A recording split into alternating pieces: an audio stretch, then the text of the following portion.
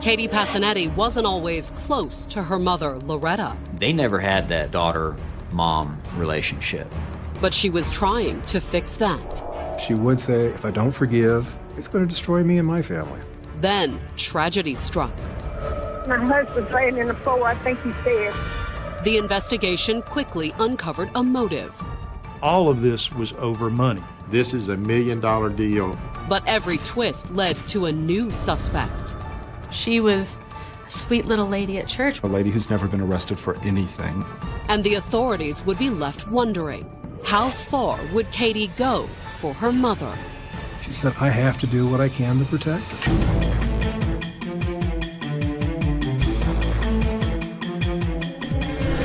Keithville, Louisiana, July 25th, 2010. It was a little before noon when Caddo Parish 911 received a call from the tiny crossroads 30 minutes south of Shreveport. It was very rural, out in the country, a lot of farmland. The caller was 70-year-old Loretta Luttrell. My husband's laying in the floor. I think he's dead. At first, the call didn't appear too out of the ordinary. How old is your husband? He's 73. 73? She got home from church, she discovered the body, and then she called 911. She was very matter of fact. He's dead. Come get him. But then Loretta said something which indicated that what had started out as a routine call reporting the death of an elderly man was actually something else entirely. His hands are tied behind him, and he's just a... 73-year-old Ernest Luttrell had been murdered. He had several gunshot wounds. The dispatcher immediately routed the authorities to the scene. I got some help on the way, ma'am, okay? And then, while waiting for the deputies and EMTs to arrive, the dispatcher asked if she could contact Loretta's next of kin. You have any family close by you can contact? No. Loretta only had one child, 55-year-old Katey Passaniti, but she wasn't close. She's in San Antonio. And considering their history, distance wasn't the only thing separating mother and daughter.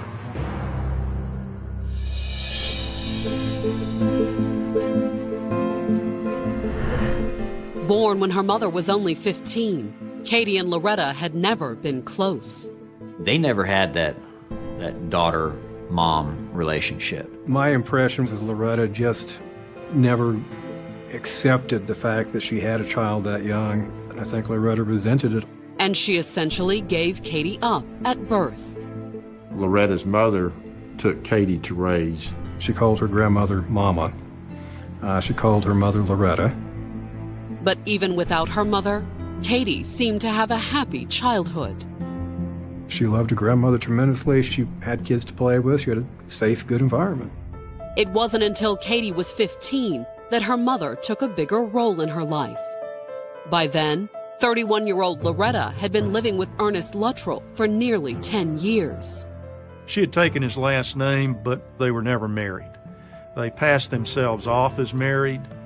Katey went to live with Ernest and Loretta, but the mother-daughter reunion wasn't exactly a happy one. She started to have behavioral problems. She would often rebel against, anything that they had to say. She would, run away a lot. And the rebellious teen didn't seem to connect with her mother or her stepfather. She called her Loretta and she called my brother Ernest. She never looked at it, I guess, like a mama and a daddy.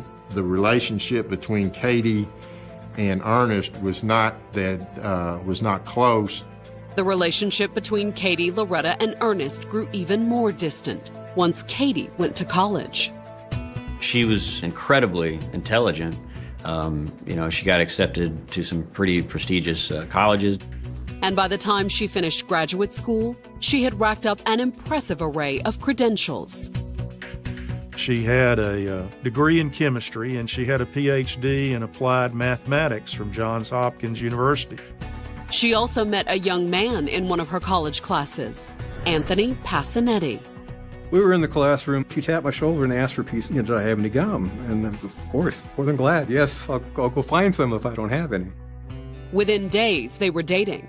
In less than a year, they were married. And 2 years after that, at age 27, Katey gave birth to a daughter. She was a very, very loving mother. We managed to balance, sort of you're home when I'm not, and I'm home when you're not, and raised a beautiful little girl. The family eventually settled in San Antonio, Texas. Anthony worked as a physician's assistant, while Katey taught chemistry and math courses at several local colleges. He was doing relatively well as a PA. She had a good salary as a professor. However, in 2008, with their daughter now in college, Katey, now in her 50s, gave up that salary to become a mother again. They adopted a young child. Given Katey's background, family was very important. She wanted family, she wanted kids. In fact, while raising her adopted daughter, Katey even made a belated effort to reconnect with her own mother. She would say, if I don't let it all go, if I don't forgive, if I don't treat them decently, it's going to destroy me and my family. Katey and Loretta did become closer as Katey got older. We would go out of the way, to go there for holidays, to keep that family bond going.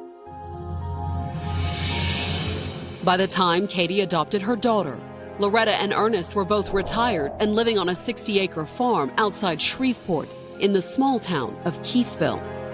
They built the log home and had a barn, and then he started, his hay business when he retired, which, was a good little business, and he would make, a fair amount of money. But in 2008, the farm had produced a crop far more valuable than hay. He cashed in on some mineral rights. As it turned out, Ernest and Loretta's farm was sitting on top of a natural gas field. The Pinnacle Oil Company had paid him $400,000 for his mineral rights, and overnight, Mr. Luttrell became, for him, a very rich man. Not that Ernest did much with the money. He didn't spend a lot of his money. He wanted to save it. He had pretty much everything he wanted. He's continued to bale hay. He continued to do things on his property. He never changed. But even as the couple had become financially secure, a new issue suddenly surfaced, one that threatened to rob them of their golden years. The trouble started when Katey noticed that her mother's phone calls were becoming a bit peculiar. She would call Katey, and she couldn't remember how to make a cake. She'd say, "Do I put sugar in it?" And it wasn't just Loretta who was having trouble. Ernest and Loretta tried coming down for Thanksgiving. Ernest got halfway here, got lost, got confused, turned around and went back home. Soon, the doctors confirmed what Katey suspected. Both Mr. and Mrs. Luttrell had been diagnosed with onset Alzheimer's dementia. 6 hours away in San Antonio, Katey did what she could to help. She would speak with her mother on the phone almost daily. Loretta had day-to-day help around the house, too. Tina Van Moorcue, whose boyfriend worked for Ernest on the farm. They lived on the property behind the Luttrell's home in a mobile home. Tina Van Moorcue was hired kind of to keep up the house. She was also a chauffeur for Mrs. Luttrell, who could no longer really drive. But while Tina and her boyfriend could keep up the house and farm, it was soon evident that Ernest needed more than just a hired hand. His dementia was progressing more rapidly. His confusion, his memory loss, and his irritability. Ernest's anger was mostly directed at one of the Luttrell's neighbors. We were getting phone calls from Loretta that Ernest is going over to the neighbor's house and telling the neighbor that he put a fence on Ernest's property. And in April of 2010, giving Katey power of attorney and demanded to go home. He said, "Well, I never signed that. Get me out of here." He also denied threatening his neighbor. He said, "I never threatened him. I never threatened him. I don't understand why I'm here and why can't I go home?" After a week of evaluations, Ernest got his wish. The doctors released him over Katey's objections. LSU fought us, his family fought us, And again, what are you going to do? He was quite lucid in the hospital. That's one of the reasons the doctors let him go. But it wouldn't be long, just over 2 months before Katey got another urgent call about Ernest. Only this time it wasn't because Ernest was back in the hospital. It was because he was dead. Coming up, Loretta reports a deadly break-in. Whoever killed him took the guns and left in his truck. And a break in the case seems too incredible to be true. That's the kind of thing you think, no way.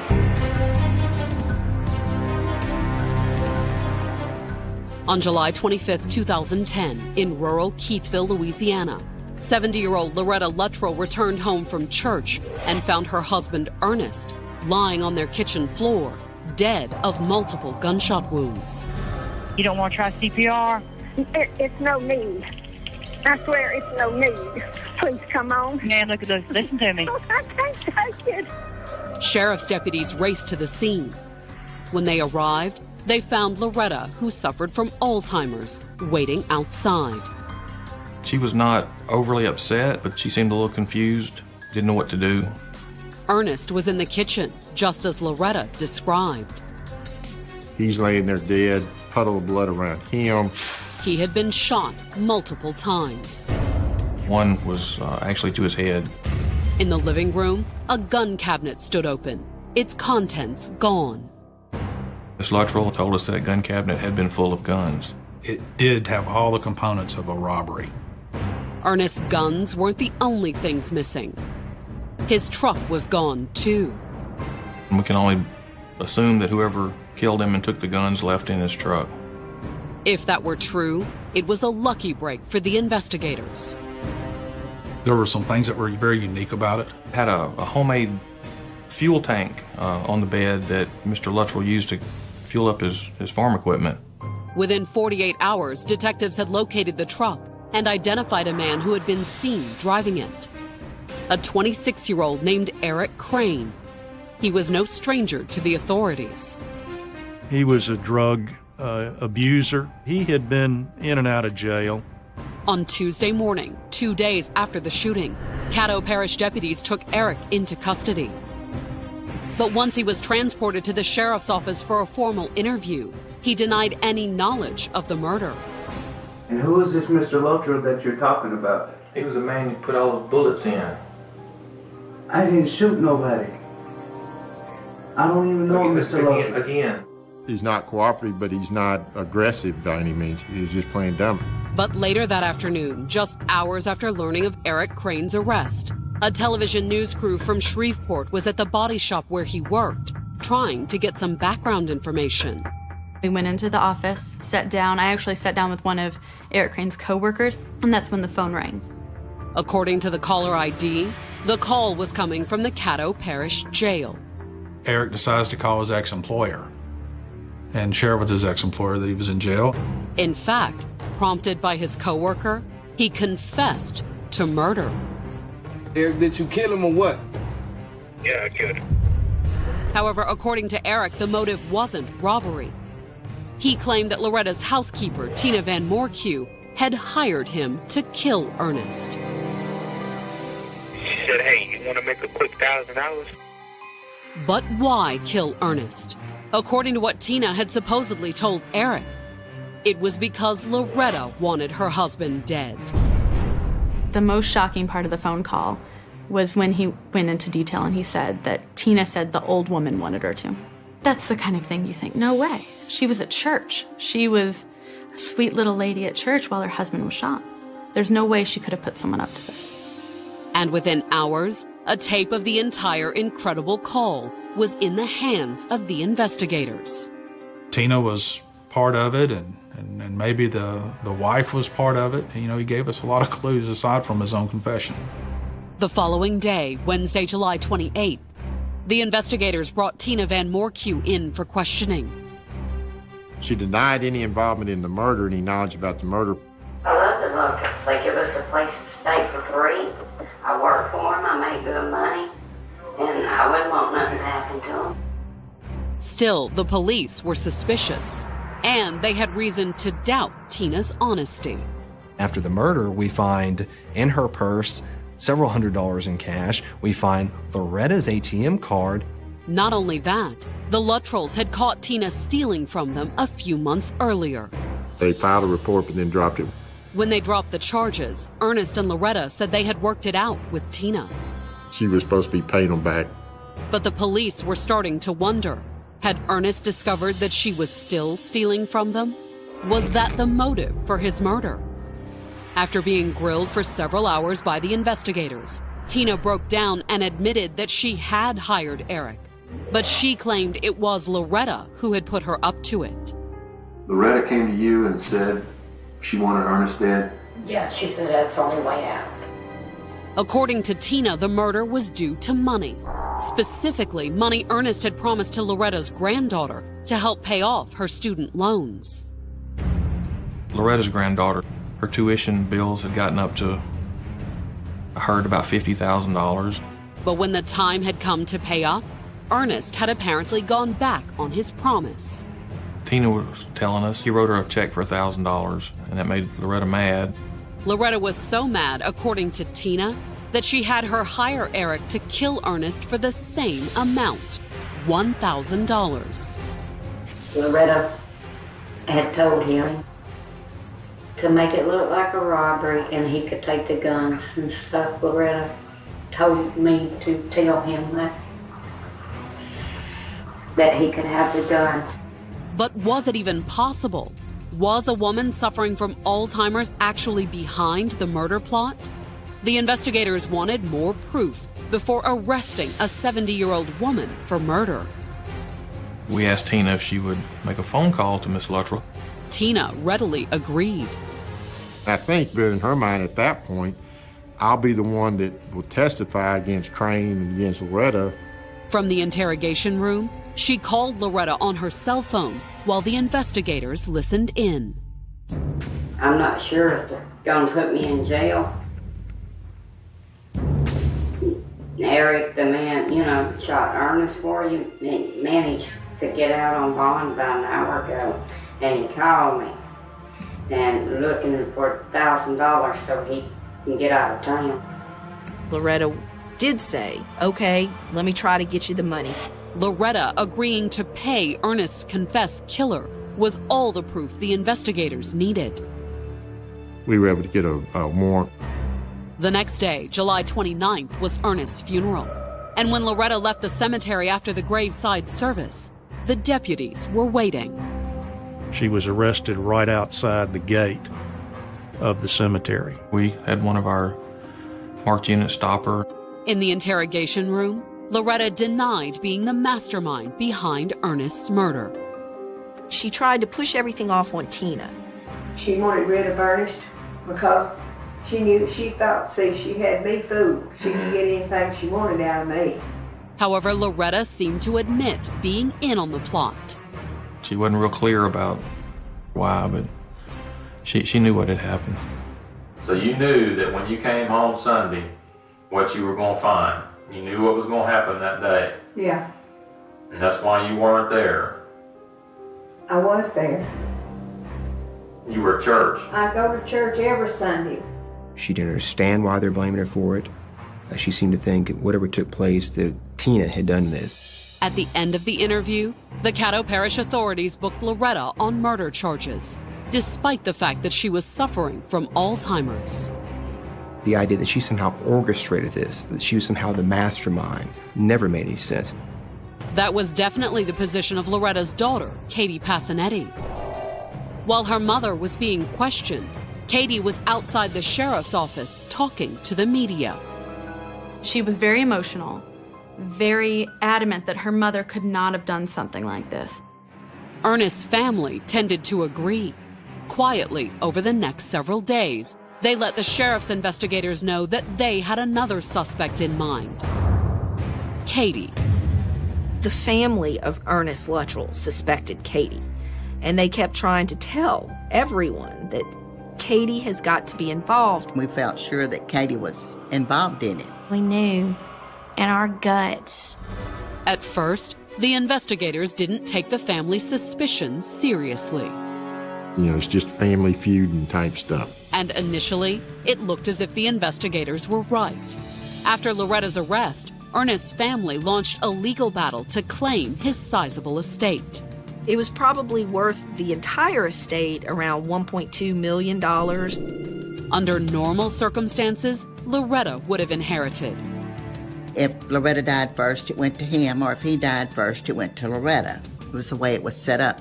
However, since Loretta was in jail for Ernest's murder, settling his estate was shaping up to be a free-for-all. Several people were filing their interest into the estate. But when Katey produced her copy of Ernest's will and filed it with the probate judge, it appeared that she held the trump card, a clause spelling out what happened to the $1.2 million if Loretta couldn't inherit. That gave Katey Passaniti and her 2 daughters all of Ernest's estate. Ernest's family was outraged at being cut out of his estate, but they were also suspicious. The will Katey filed, the one that gave her everything, was dated less than 3 weeks before Ernest's murder. Coming up, the investigators turn up the heat on Katey. They rammed the door in with a battering ram.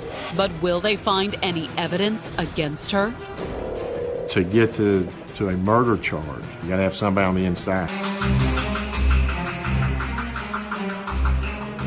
By August of 2010, it looked as if the murder of Ernest Luttrell was all but solved.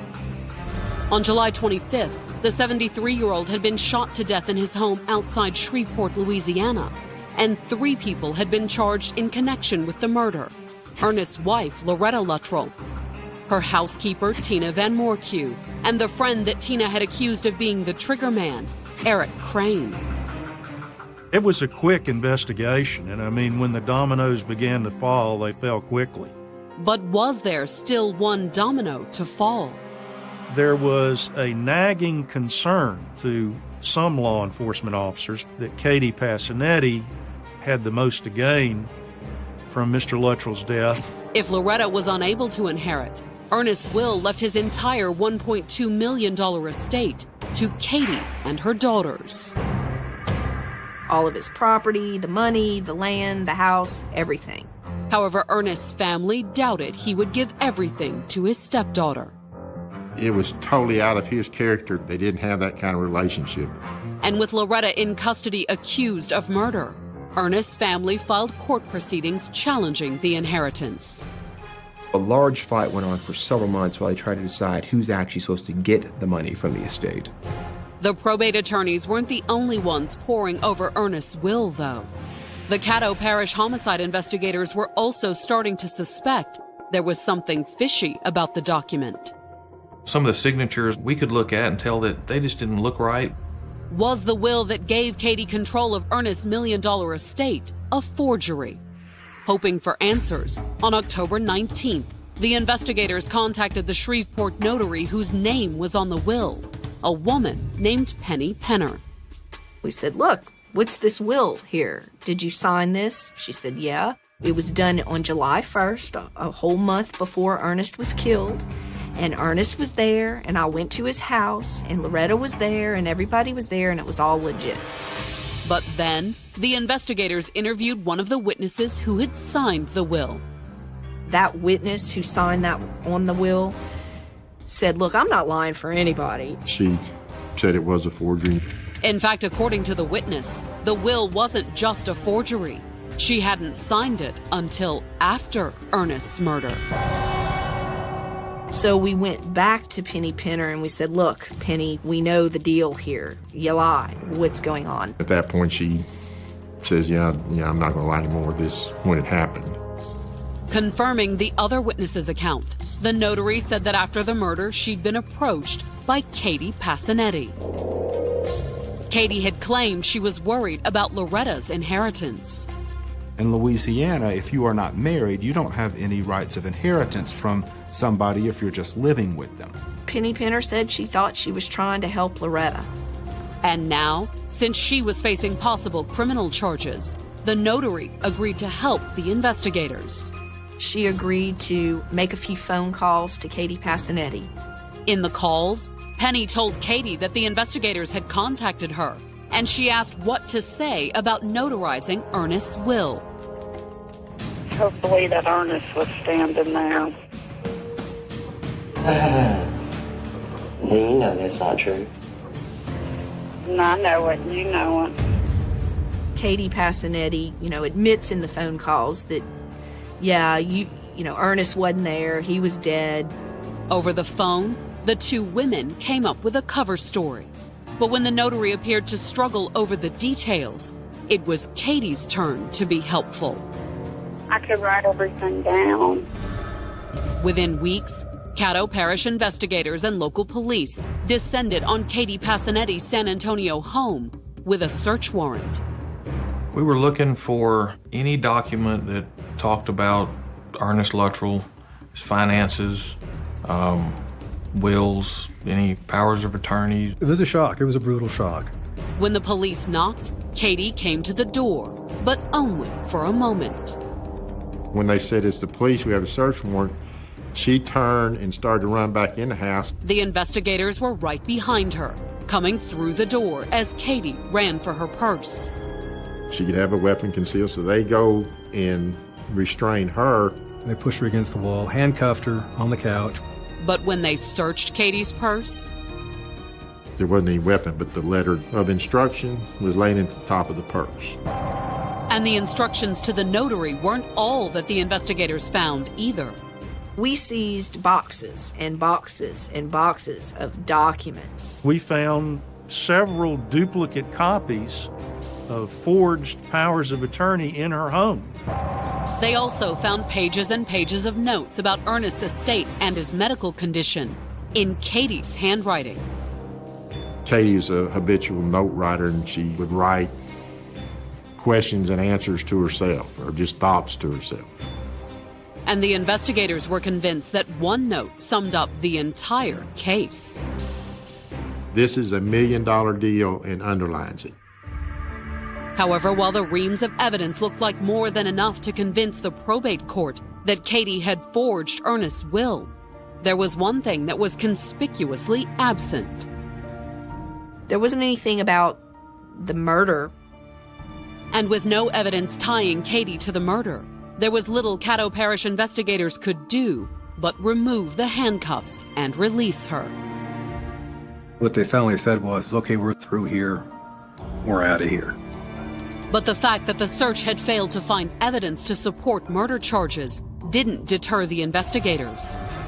Once back in Caddo Parish, they decided to pursue a different route. The three alleged co-conspirators. To get to a murder charge, it's very difficult in a conspiracy if you don't have a conspirator that gives the information. You gotta have somebody on the inside. The prosecutors quickly ruled out Katey's mother, Loretta, as a candidate for their inside source. Suffering from Alzheimer's and held without bail ever since her arrest, her mental condition had rapidly deteriorated. She was falling apart, and the Alzheimer took over. In fact, the disease had advanced to the point that there was no chance Loretta would even stand trial. The judge found her incompetent to proceed and committed her indefinitely to a mental facility for the criminally insane. With Loretta in no shape to testify, the prosecutors shifted their focus to the admitted trigger man, Eric Crane. In June of 2011, he pleaded guilty to murder in exchange for a life sentence without the possibility of parole. His agreement was to testify truthfully against anyone else that he had knowledge of that was involved in this murder. Next, the district attorney put pressure on the woman who had brought him into the murder plot, Loretta's housekeeper, Tina Van Morcue. Notification was filed that we would be seeking the death penalty against Tina. And that was all it took for Tina to roll over. In exchange for a life sentence, she pleaded guilty, agreed to testify against Katey, and made a new videotaped statement naming Katey as the one behind the murder plot. Katey said that she wanted me to find somebody to kill him and to make sure they'd done the job right and to make sure he was dead. In return, Tina said Katey and Loretta promised she could continue to live on the farm. That's what they was going to give me out of the deal, that I could just always live out there for free for finding it and hitting it. It had been more than a year since Ernest's murder, but thanks to Tina's statement, the Caddo Parish authorities finally got a warrant for Katey's arrest. And on March 22, 2012, the police were once again on Katey's San Antonio doorstep. And this time, they didn't knock. They rammed the door in with a battering ram. And then, as her husband looked on, the San Antonio police led Katey away in handcuffs. And I raised hell, just ranting. You're talking about a lady who's never been arrested for anything, not a misdemeanor, not a traffic ticket. Coming up, the prosecution's case comes unraveled in court. Eric Crane said that he had never seen her before. And Katey's ailing mother ends up holding the keys to her daughter's fate. Loretta would do anything in the world to please Katey Passaniti.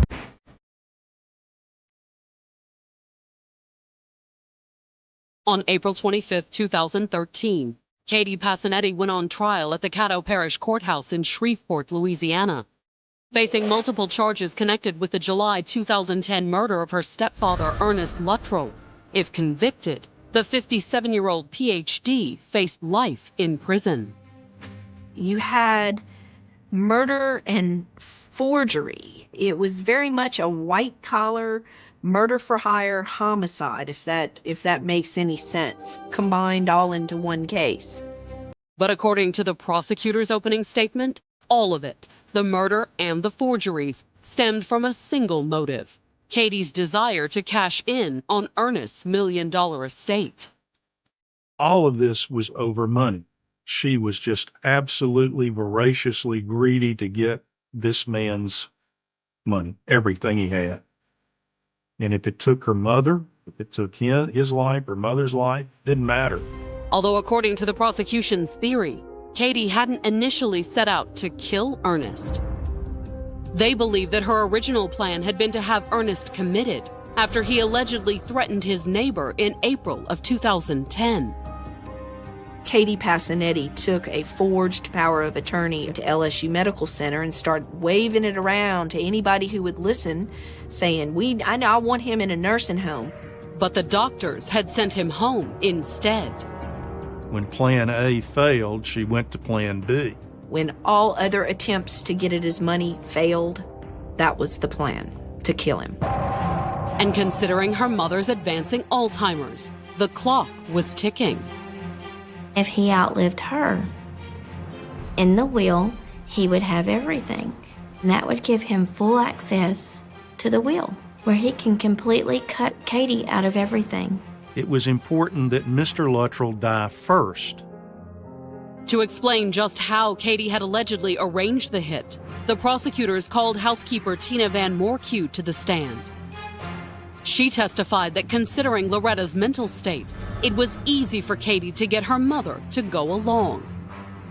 Loretta would do anything in the world to please Katey Passaniti. Loretta felt guilty because she gave Katey away, because whatever Katey wanted, Katey got. Although Tina claimed that she had been an unwilling accomplice. She cried when she talked about the things that Uncle Ernest had done for her. But Katey wouldn't take no for an answer, according to Tina. She testified at the trial that the pestering by Katey Passaniti to get this thing done, to find a killer, was relentless. She said that she was told by Katey that if she did not do this, that she would be thrown off of this farm and she would never be able to live there again. On cross, the defense claimed that Tina also stood to gain from Ernest's death. If Tina is the one taking care of Loretta, she gets Ernest out of the picture, she can do whatever she wants. She's constantly stealing from the Luttrells while working for them. And they claimed that Katey had been well aware of the theft. Katey told Loretta that she should get rid of Tina. But according to the defense, the biggest problem with Tina's story was the fact that she didn't implicate Katey until more than a year after the murder. She never gave a statement that implicated Katey until right before she received her deal for a life sentence.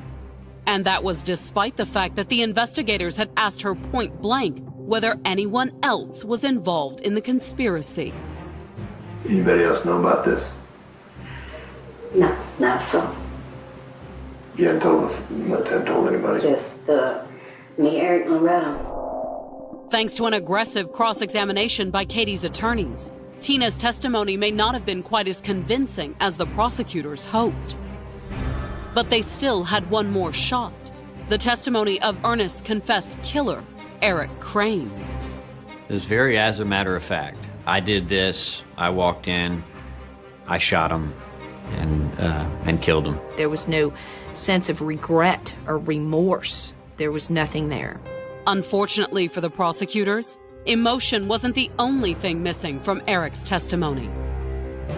Eric testified that he had only spoken with Tina, that he knew Loretta was involved, but that no one had ever mentioned Katey to him. On cross, Katey's attorneys leapt at the chance to further distance their client from the murder. They said, "Have you ever seen this woman before?" He said, "No, I've never seen her." And that wasn't all he said. Eric Crane actually testified that if Katey had been involved, he absolutely would have known it. By the time the prosecution rested, their case against Katey was looking anything but airtight. I never really got the sense that there was that moment where, okay, she's guilty. Therefore, it was something of a shock when the defense opened its case with a confession. We absolutely admitted to and owned the forged will because that is something that she did. Although according to the defense, the forgery had nothing to do with murder. They argued that Katey had told the notary the truth, that the forgery was simply a safeguard to ensure that her mother inherited Ernest's estate.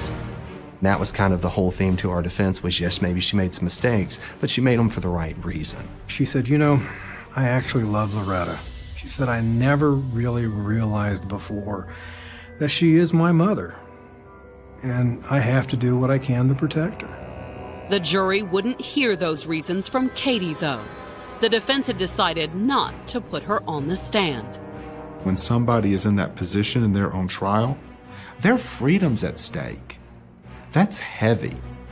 That's a lot of pressure for somebody to be under. Instead, the defense built their case around evidence from the last confessed member of the conspiracy, Katey's mother, Loretta Luttrell. Suffering from Alzheimer's and confined to a state hospital for the criminally insane, Loretta was unable to testify in court. But the defense did play the police interview recorded after her arrest, the one where she confessed to being in on the plot to kill Ernest. That was chilling. This frail old woman, and here she is helping to plan her husband's murder. However, despite being asked directly about it on several occasions, Loretta never named her daughter as a co-conspirator.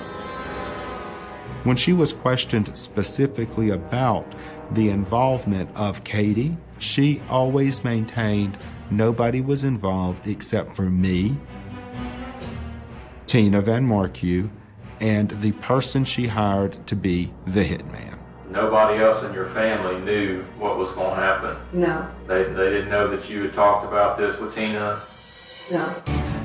Coming up, will the jury find Katey guilty? She's an evil person. All she thought about was Katey. Or will they set her free? She did a very good job keeping herself distant. Shreveport, Louisiana, May 4th, 2013. After only an hour and a half of deliberations, the jury announced it had reached a verdict in the trial of Katey Passaniti. According to the prosecutors, the 57-year-old PhD and mother of two had masterminded the 2010 death of her stepfather, Ernest Luttrell. She wasn't the actual shooter, but she aided and abetted the actual shooter by providing planning, providing opportunity. But had they proved their case? If she is guilty of this crime, she did a very good job keeping herself distant from all that. Not distant enough, according to the jurors. They found Katey guilty on multiple counts. They found her guilty of second-degree murder, guilty of conspiracy to commit second-degree murder, guilty of forging his will, and guilty of forging his 2 powers of attorney. The verdict took Katey by surprise. Her reaction is a mixture of shock, how could this happen, confusion, but I didn't do anything. She was just kind of numb. She was convicted by a jury of being unpleasant. Ernest's family felt relieved and grateful. We thanked each one of the jurors as they come out for giving us justice for my brother. She's an evil person. She didn't care about him. She didn't care about Loretta. All she thought about was Katey. Sentenced to life without parole, Katey continues to maintain that she's innocent. My main concern is, don't give up hope. She's realizing, gee, I've fallen down a very deep hole. I think she's really starting to realize that now.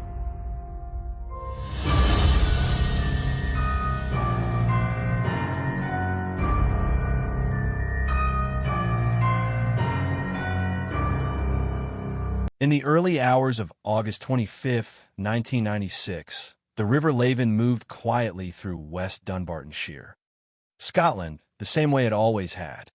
The water cut through the darkness beneath a pale morning sky, passing old industrial ground, narrow pathways, and sleeping neighborhoods that had not yet begun to stir awake.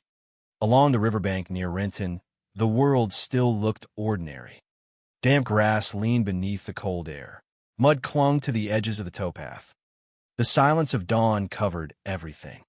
There was nothing in that landscape to suggest that one of Scotland's most haunting murder cases was about to begin. Then a body was found near the edge of the river, face down, motionless, a teenage girl. She was only 14 years old. Her name was Caroline Glacken. Before police officers even understood exactly what had happened, the scene already carried the unmistakable weight of violence. Caroline had not simply wandered into the river during the night. The injuries were too severe. The blood told its own story before forensic specialists ever completed their reports. Something brutal had happened beside the water, something deliberate, and somewhere beyond the quiet riverbanks of Bonhill and Renton. The people responsible were still alive, still walking freely through the same streets as everyone else. At first, there was confusion. Investigators arriving at the scene did not yet know how large the case would become, or how many years would pass before justice finally arrived. They only knew they were looking at the death of a child. Officers moved carefully around the area, preserving footprints, examining disturbed ground, trying to reconstruct the final moments of a girl whose life had ended in darkness only hours earlier. The location itself immediately drew attention. The towpath near Dillichip Bridge was isolated enough that violence could unfold unnoticed during the night, yet close enough to familiar residential areas that somebody almost certainly knew more than they were saying. Cases like this rarely emerge from nowhere. Murders involving young teenagers are often tangled in relationships, secrets, loyalties, fear, and silence. That possibility settled over the investigation almost immediately. Caroline's injuries were devastating. Later forensic examinations would conclude that she had suffered repeated blows to the head and face. She had been punched and kicked. Investigators believed a brick or similarly heavy object may have been used during the assault. But one detail stood above all the others. A detail so disturbing that it continued to haunt the case for decades afterward. Caroline Glacken was still alive when she entered the river. The final cause of death was drowning. It meant that after the violence, after the beating, after the terror of those final moments, she had not died instantly. She had been left in the water alive. The horror of that realization spread quickly through the community. Bonhill was not a place accustomed to crimes of this scale. West Dunbartonshire had known hardship, poverty, and violence before, But the murder of a 14-year-old girl carried a different emotional weight. People remembered where they were when they heard the news. Parents suddenly looked at their own children differently. Teenagers who knew Caroline struggled to understand how someone their age could vanish during the night and be found dead beside the river by morning. Fear spread quietly at first, then everywhere. Rumors followed almost immediately. Some people believed the police already knew who was responsible. Others whispered about arguments, jealousy, or violence inside teenage relationships that adults had underestimated. But underneath every rumor was the same uncomfortable truth. Caroline had almost certainly known the people who killed her. This was not the kind of crime committed by a stranger emerging from nowhere. The violence felt personal, focused, angry. That realization would shape the investigation from the very beginning. Yet despite early suspicions, despite local gossip, despite the sense among many residents that the answers were already somewhere inside the community, the case did not move quickly toward justice. Instead, it entered a long and painful period of uncertainty. Witnesses hesitated. Stories changed. Some people stayed silent out of fear. Others protected friendships, relationships, or old loyalties. The investigation would eventually become one of Scotland's most notorious cold cases, remaining unresolved for nearly 27 years. But on that first morning, none of that history existed yet. There was only the river, the body of a 14-year-old girl, and a devastated mother whose life had just been divided permanently into before and after. The timing made the tragedy even crueler. August 25th was Margaret McKeach's 40th birthday. While other families might have been gathering for celebrations or quiet moments together, Margaret instead faced the unimaginable reality that her daughter had been murdered. It is difficult to overstate how deeply that detail settled into public memory. Birthdays are supposed to mark the passing of time in ordinary ways. A phone call, a meal, a card, a small family moment. For Margaret, every future birthday would become inseparable from the memory of identifying her dead child. That kind of grief changes the structure of a person's life forever. And for nearly 3 decades, she would carry it while waiting for answers that never seemed to come. In later years, reporters and documentary filmmakers would revisit the case again and again, trying to understand how such a violent crime remained unsolved for so long. They would examine investigative failures, witness silence, and the social dynamics of a close-knit Scottish community where people often knew more than they admitted publicly. But the deeper tragedy always remained Caroline herself. Beneath the headlines, beneath the courtroom testimony that would eventually arrive decades later, there was still a 14-year-old girl who had gone out one evening and never returned home. The details surrounding her final hours slowly emerged over time. Caroline had spent the evening with friends in Bonhill on August 24th, 1996. At some point after midnight, she separated from the group and headed toward the area near Dillichip Bridge, where she intended to meet her boyfriend, Robert O'Brien. A taxi driver later became one of the most important witnesses in the case after reporting that he had seen Caroline walking along the road with a hooded man following behind her several yards away. At the time, the observation may not have seemed extraordinary, but after Caroline's body was discovered, the image became chilling. A teenage girl walking alone through the darkness, a figure behind her. The last confirmed sighting before violence erupted beside the river. Investigators would spend years trying to untangle exactly what happened next. They believed Caroline was lured or drawn into a confrontation near the towpath. The assault that followed was savage. Prosecutors later described it as brutal, depraved, and above all wicked. Those words did not come from sensationalism. They came from the physical evidence. Caroline had suffered repeated injuries consistent with a prolonged and violent attack. And yet, despite the severity of the crime, the path toward prosecution became painfully slow. In many ways, the timing of the murder shaped the difficulty of solving it. In 1996, forensic technology was far more limited than it would become decades later. Investigators lacked many of the modern tools now routinely used in homicide cases. DNA recovery and analysis were not nearly as advanced. Digital evidence barely existed in ordinary teenage life. There were no smartphones documenting movements, no social media records tracing conversations hour by hour.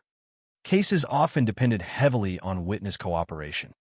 And in Caroline's case, that cooperation did not fully come. Some witnesses were young. Some were frightened. Some appeared unwilling to challenge the people around them. Over time, inconsistencies emerged in statements given to police. Alibis shifted. Stories evolved.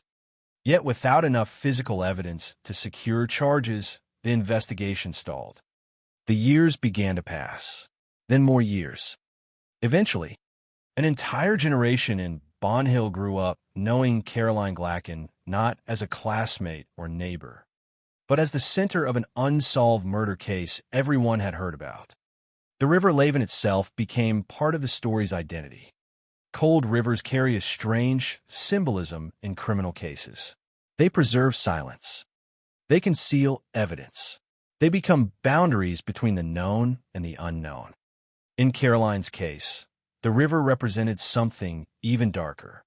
It marked the final stage of an assault that investigators believed she survived, at least briefly.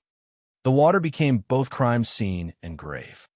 Even decades later, journalists covering the case often returned to descriptions of that isolated towpath and the quiet movement of the river beneath Dillichip Bridge. There was something deeply unsettling about how ordinary the setting looked in daylight. Evil rarely announces itself through dramatic landscapes. Sometimes it unfolds beside familiar roads, behind neighborhoods where people continue living ordinary lives the next morning. As the investigation stretched into years, the case developed another haunting dimension. Many people suspected that the truth was already known locally. Not officially, not in court, but socially, quietly.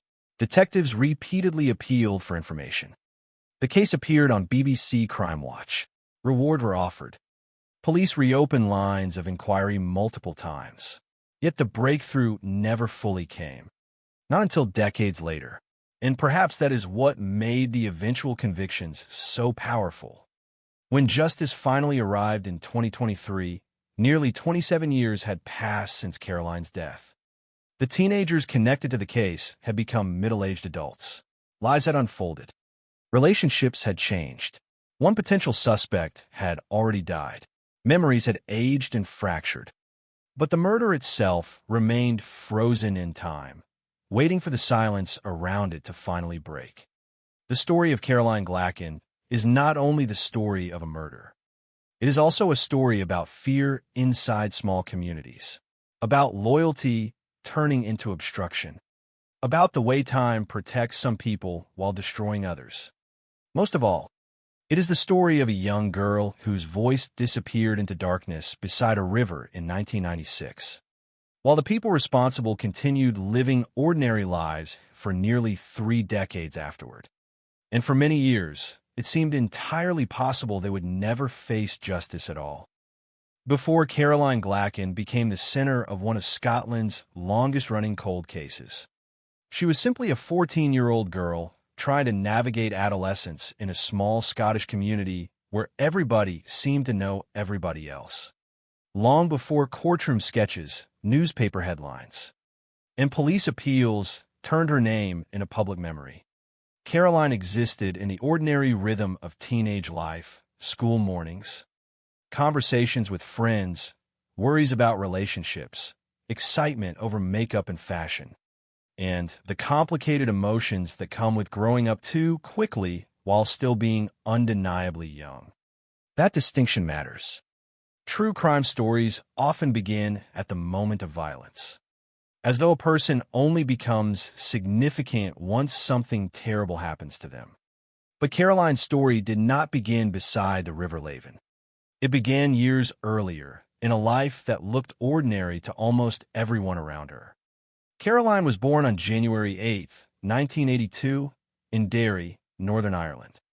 At some point during her childhood, her family relocated to Bonhill, a town in West Dunbartonshire, Scotland. Bonhill in the 1990s was the kind of place where people grew up surrounded by familiarity. Families often remained in the same area for generations. Neighbors recognized one another. Teenagers moved through tightly connected social circles where news traveled fast and privacy barely existed. Communities like that can provide comfort and belonging, but they can also intensify conflict. Rumors spread quickly. Arguments become public. Relationships become everybody's business. In environments where social groups overlap constantly, emotional tensions rarely stay hidden for long. Caroline grew up within that world. She was an only child, something that often deepened the closeness between her and her mother, Margaret McKeach. Those who knew Caroline described her as cheerful and sociable. She liked makeup, fashion, and spending time with friends. There was nothing particularly unusual about her dreams or interests.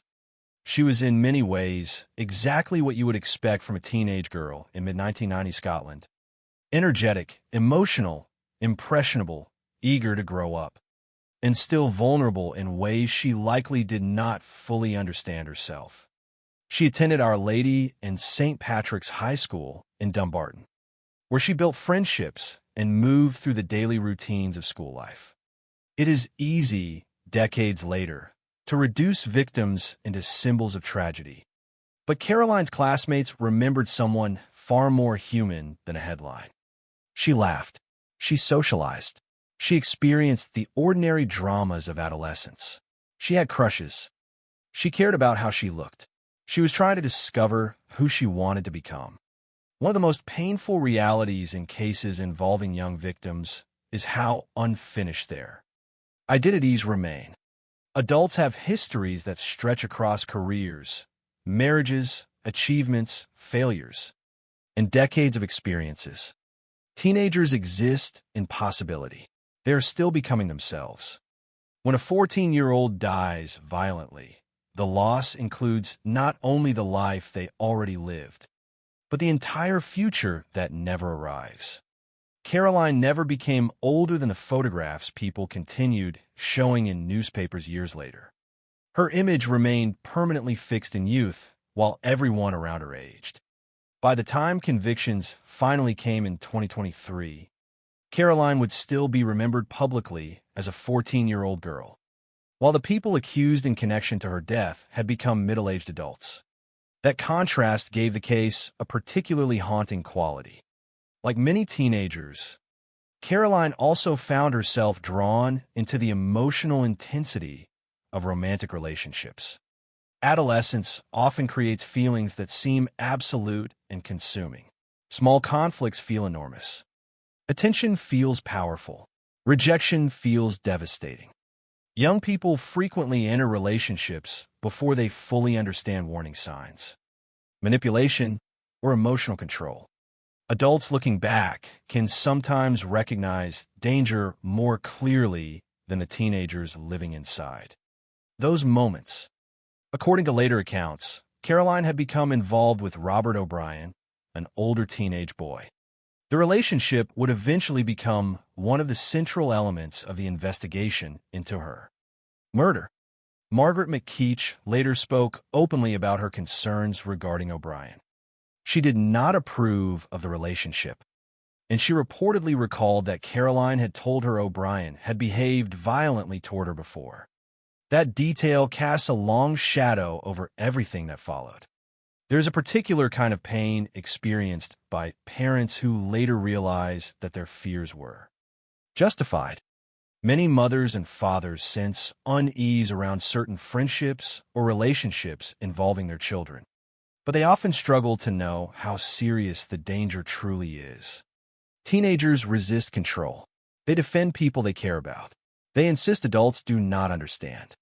Parents are left trying to balance protection against the fear of pushing their children further away. Margaret's later reflections suggest she already felt discomfort about the relationship before Caroline died. Yet concern alone was not enough to prevent what eventually happened. Cases involving teenage violence are often emotionally complicated because the people involved are still immature themselves. The line between childhood and adulthood becomes blurred. The individuals later convicted in Caroline's murder were also teenagers at the time of the crime.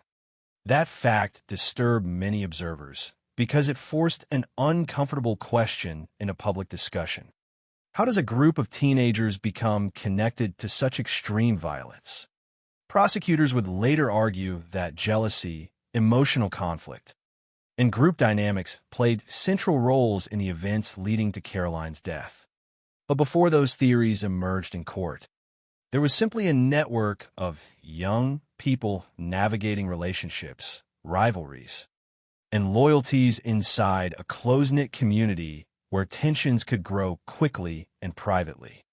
Bond Hill itself formed an important backdrop to the story. West Dunbartonshire in the 1990s carried the economic and social scars left behind by industrial decline across many parts of Scotland. Working-class communities often developed strong internal bonds, but they could also become environments where silence carried enormous power. People protected friends. Families defended relatives. Teenagers formed groups built on loyalty and reputation. When violence occurred, especially violence involving young people who knew each other personally, witnesses sometimes became reluctant to speak openly. Fear of social consequences could be just as powerful as fear of the law. That atmosphere would later become one of the defining obstacles in the investigation into Caroline's murder. Yet before the case transformed into years of suspicion and unanswered questions, Caroline's life still moved through ordinary routines. She spent time with friends around Bond Hill. She attended school. She argued with her mother sometimes, like many teenagers do. She explored relationships with the intensity common to adolescence. There is something deeply tragic about how recognizable her life feels before the violence. Cases that endure for decades often involve victims who seem distant or abstract to later audiences. But Caroline remained painfully familiar. Almost everyone remembers what it felt like to be 14, wanting independence while still needing protection, believing emotions would last forever, trusting people too easily, trying desperately to fit into social circles that could turn cruel without warning. The vulnerability of that age sits at the center of this case. One phrase later presented during legal proceedings captured part of Caroline's emotional state at the time. Prosecutors described her as besotted with Robert O'Brien. The word matters because it reflects not merely affection, but deep emotional attachment. Caroline was not approaching the relationship cautiously or strategically. She was young, emotionally invested, and likely vulnerable to influence. That emotional imbalance would later become significant in understanding the dynamics surrounding her final days. Another important figure in the broader social circle was Donna Marie Brand, who prosecutors later alleged had threatened Caroline before the murder. According to testimony presented years afterward, Brand had allegedly spoken about wanting to batter Caroline. Again, the language reflects the volatile emotional atmosphere that sometimes develops among teenagers. Arguments become personal quickly. Loyalty and jealousy overlap. Conflicts escalate through gossip, humiliation, and social pressure. None of these dynamics automatically lead to violence, of course. Most teenage conflicts eventually fade. But in Caroline's case, prosecutors would later argue that those tensions formed part of the pathway toward murder. What makes the story particularly unsettling is how ordinary many aspects of it appeared before the tragedy occurred. There was no sense that this would become one of Scotland's most notorious unsolved killings. No one watching Caroline walk through Bond Hill in August 1996 could have predicted that nearly 30 years later, journalists, detectives and documentary filmmakers would still be discussing her final hours. Her life looked small in the way most lives do while they're being lived day by day. That ordinary quality is precisely what makes the loss feel so devastating in retrospect. Caroline was not living at the edge of some extraordinary criminal underworld. She was a teenage girl inside a familiar social environment, surrounded by people she knew, trusting relationships that ultimately became dangerous. The emotional core of the case rests there. Violence involving strangers is terrifying because it feels random. Violence involving people within a victim's social world carries a different horror. It transforms ordinary relationships into sources of danger. It reveals how easily trust can become vulnerability. In later years, as the investigation stalled and the case remained unsolved, Caroline's memory slowly changed within public consciousness. For her family, she remained a daughter. For classmates and childhood friends, she remained a teenage girl frozen permanently in memory. But for Scotland more broadly, she gradually became known as the girl in the river, a shorthand that reflected both the mystery and tragedy surrounding the case. Yet reducing her identity to the crime risks losing sight of who she actually was. Caroline Glacken was not merely a victim discovered beside the River Laven. She was a 14-year-old child with a personality, relationships, fears, and hopes that ended abruptly one August night. The brutality of her death often dominates discussions of the case. But understanding Caroline herself is essential because it restores the humanity that violent crime frequently strips away.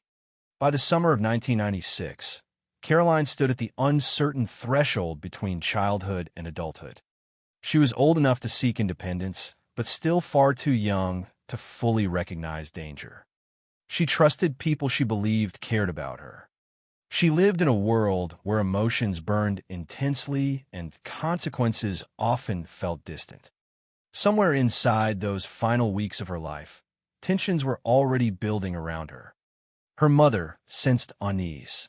Conflicts simmered beneath the surface of teenage relationships. Jealousies and loyalties moved quietly through the social circles surrounding Bonhill. None of it looked extraordinary from the outside. But beneath the ordinary routines of school, friendships, and late-night conversations, the conditions for violence were already taking shape. And Caroline, like so many young people, could not yet see how dangerous those conditions truly were.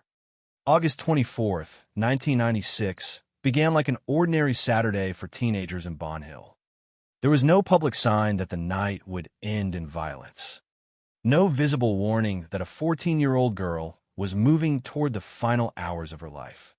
Summer was beginning to fade across Scotland, but evenings still carried enough warmth for teenagers to gather outside, walking through familiar streets, lingering near bridges and pathways, drifting through the town in groups that slowly formed and dissolved as the night continued. In places like Bonhill, young people often spent weekends outdoors because there was little else to do. They met friends, wandered between neighborhoods, talked about relationships and rumors, and stayed out later than their parents preferred. For Caroline Glacken, the evening unfolded within that same ordinary rhythm. She spent time with friends around Bonhill, surrounded by people she knew, moving through streets and social circles that felt familiar and safe enough to navigate without fear.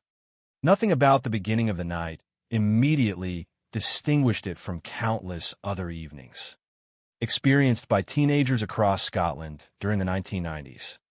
Yet somewhere beneath the surface of those ordinary interactions, tensions already existed. Relationships involving young people can become emotionally intense with alarming speed. Affection, jealousy, loyalty, humiliation, and anger often collide in ways teenagers are emotionally unequipped to manage properly. Later courtroom testimony and investigative findings would suggest that emotional conflict had been building around Caroline before her death. But on that evening, those tensions remained largely invisible to anyone outside the small social circle directly involved. To the people who saw Caroline earlier that night, she was simply another teenager out with friends.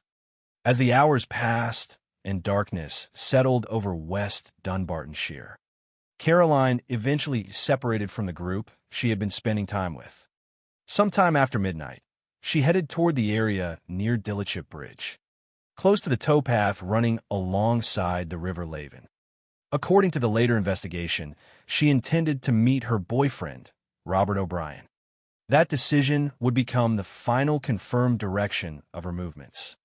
Looking back at cases like this always creates an uncomfortable awareness of how ordinary choices can suddenly become irreversible. A walk through familiar streets, a decision to meet someone, a belief that the night will end normally.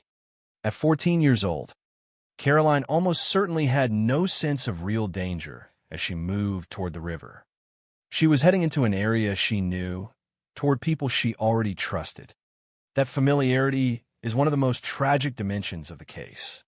The threat did not come from some unknown figure emerging from darkness without warning.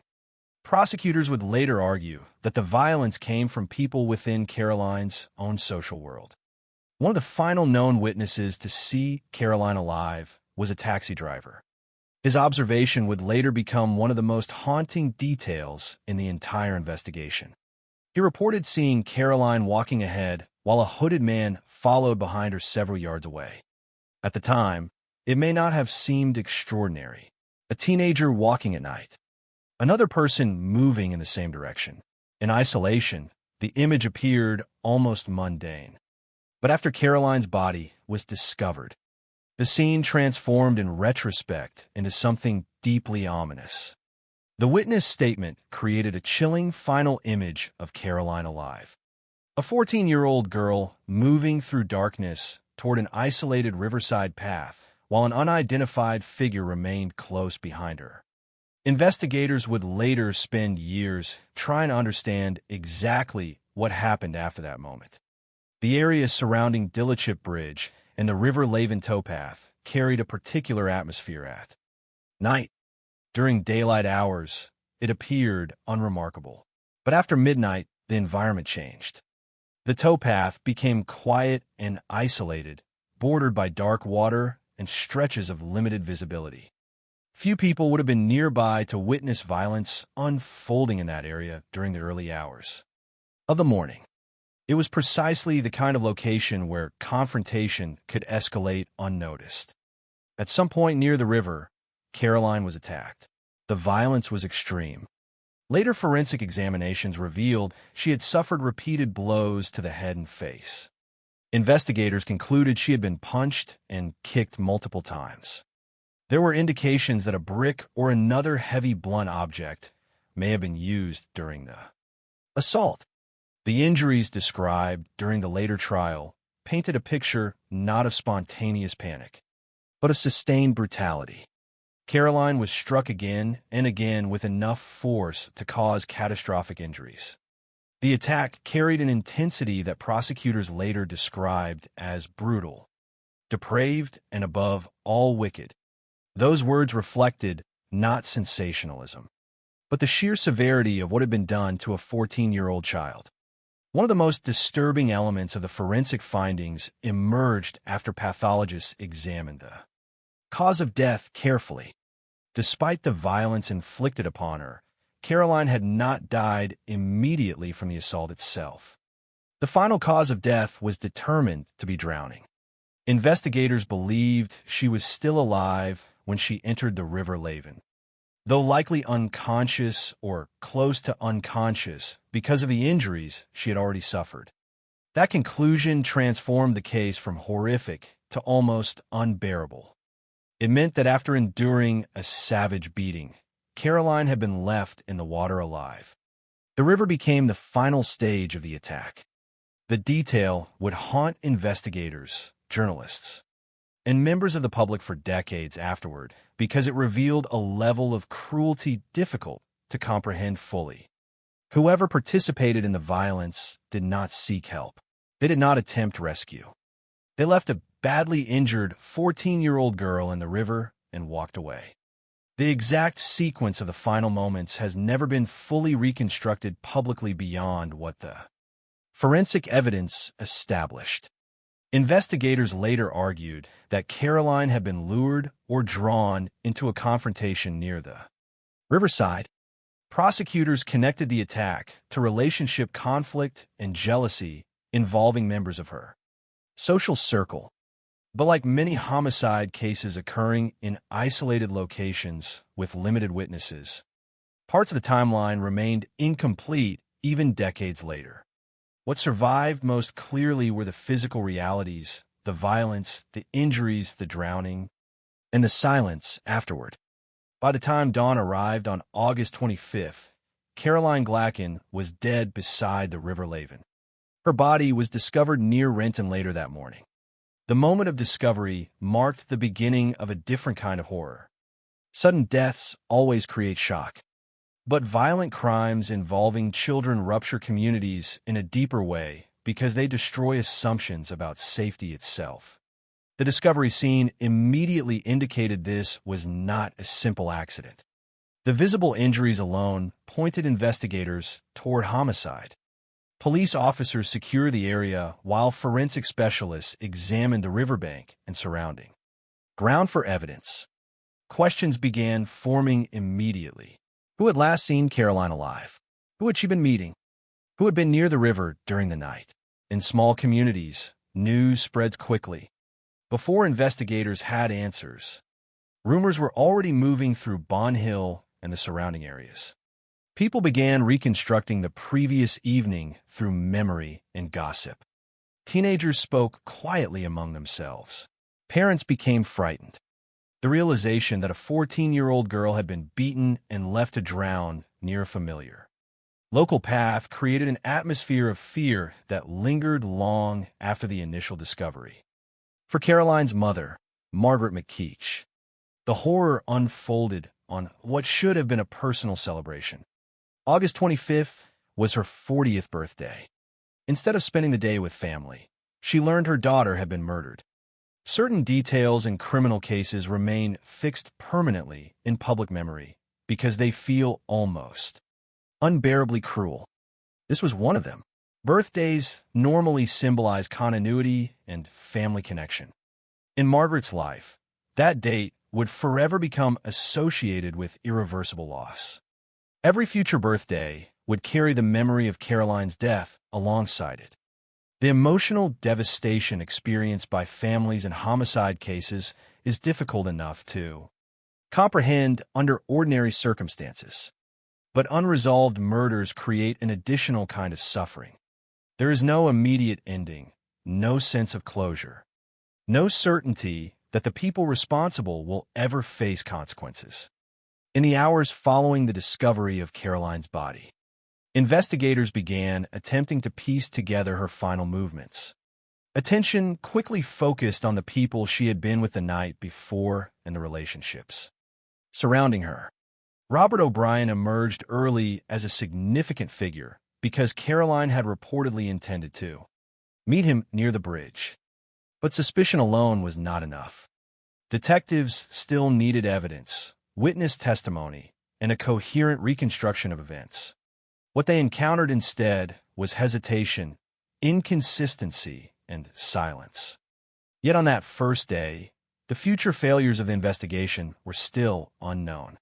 What existed instead was a rapidly growing awareness that this case would not be simple. The brutality of the assault suggested rage or emotional intensity. The isolated location suggested planning or at least familiarity with the area. The age of everyone involved complicated matters further because the social world investigators were entering consisted largely of teenagers. Adolescents are often unreliable witnesses even under normal circumstances. Fear, peer pressure, immaturity, and loyalty distort memory and honesty. In Caroline's case, those dynamics would eventually become central obstacles in the search for justice. Among the most haunting elements of the early investigation was the statement from a 4-year-old.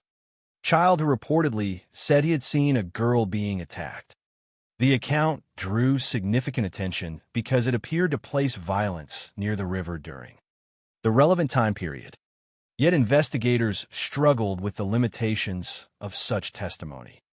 Very young children can provide important information, but building a prosecutable murder case around fragmented observations from a 4-year-old was enormously difficult, especially in 1996 when forensic evidence remained limited. The statement nevertheless reinforced investigators' belief that Caroline had suffered a violent assault beside the river before entering the water. As police attempted to establish a timeline, another grim reality emerged. Multiple people likely knew more than they were saying. That suspicion lingered almost immediately. Cases involving tightly connected communities often generate an invisible wall around the truth. People fear retaliation. Teenagers protect social groups. Friends avoid implicating one another. Rumors circulate privately while official statements remain incomplete. Detectives began sensing those pressures early in the investigation, even if they could not yet prove exactly how much information was being withheld. The attack on Caroline Glacken was not random chaos erupting briefly in isolation. It emerged from a social environment filled with relationships, emotional conflicts, and overlapping loyalties. That environment would later become one of the defining features of the case. As the first days of the investigation unfolded, Scotland learned the basic facts quickly. A 14-year-old girl had been beaten and left to drown near the River Leven. The details shocked the public because of their sheer cruelty. Violence against children always provokes intense emotional reaction. But there was something especially disturbing about the circumstances surrounding Caroline's death. She had not disappeared into some distant, unknown place. She died close to home, near familiar streets, among people she likely trusted, and somewhere beyond the police tape surrounding the riverbank.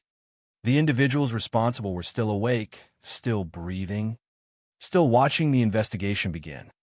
For investigators, the challenge now became proving what many already suspected privately. But the truth about what happened beside the River Leven would remain buried beneath silence for nearly 27 years.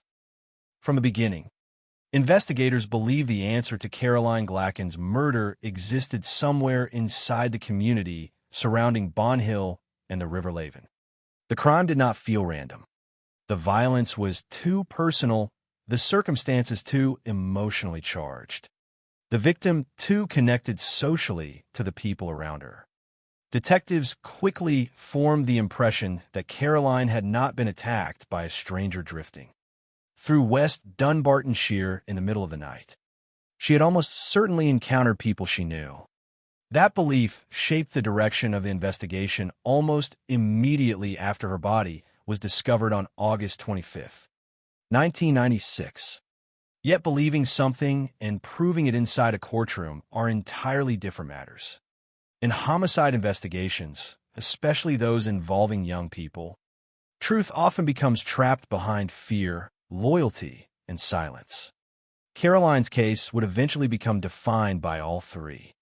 During the first stage of the investigation, police focused heavily on reconstructing Caroline's final movements and identifying everyone connected to her during the last hours of her life.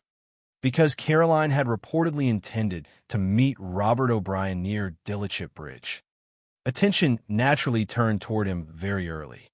Detectives examined the relationship between Caroline and O'Brien carefully, particularly after learning from Margaret McKeach that she had concerns about him and that Caroline had allegedly spoken about previous violent behavior. Those details immediately raised alarm. In many violent crimes involving young women, investigators begin by looking closely at intimate relationships because emotional conflict frequently plays a central role. Caroline's murder appeared to fit that pattern, but suspicion alone could not secure charges.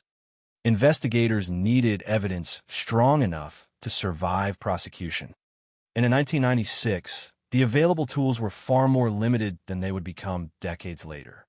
Modern audiences sometimes underestimate how dramatically homicide investigations changed with advances in forensic science and digital technology.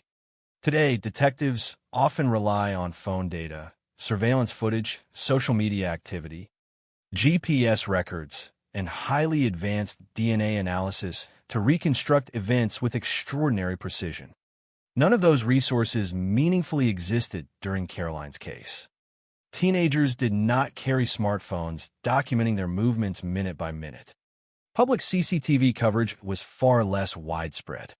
DNA science, while already important, lacked many of the capabilities investigators now consider routine. As a result, witness testimony carried enormous importance.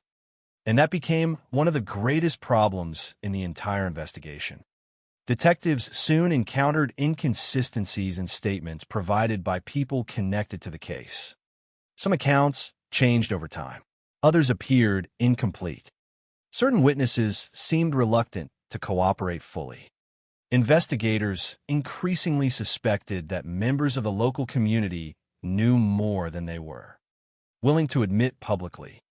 But proving deliberate deception was difficult. The social environment surrounding the case complicated everything. Bond Hill and nearby areas operated through overlapping networks of friendship, family ties, and teenage loyalties. Young people who spent time together socially often feared becoming responsible for implicating others. Silence can spread quickly in close-knit communities because the consequences of speaking feel immediate and personal. Witnesses worry about retaliation, isolation, damaged relationships, or becoming targets themselves. In Caroline's case, detectives sensed those pressures from the beginning. They were investigating not only a murder, but a culture of silence surrounding it. One of the most unsettling elements of the early inquiry involved a statement from a 4-year-old boy who reportedly said he had seen a girl being attacked. The child's account immediately attracted serious attention because it appeared to place violence near the relevant area during the time frame investigators were examining. Yet the statement also illustrated the enormous limitations facing detectives. Young children can sometimes provide remarkably truthful observations, but memory, language, and interpretation become complicated at such an early age. Prosecutors could not realistically build an entire murder case around fragmented testimony from a 4-year-old witness, especially without strong, supporting forensic evidence. The statement nevertheless reinforced investigators' belief that Caroline had indeed been violently assaulted near the river before being left in the water alive. As weeks turned into months, the investigation began losing momentum publicly. Though detectives continued working behind the scenes, officers conducted interviews, reviewed timelines, and pursued leads connected to Caroline's relationships and social circle. But the case slowly drifted towards stalemate. There were suspicions, rumors, and local gossip, yet not enough hard evidence to bring successful murder charges. This stage of unresolved investigation is often one of the most painful periods for victims. Families, because hope gradually begins colliding with frustration.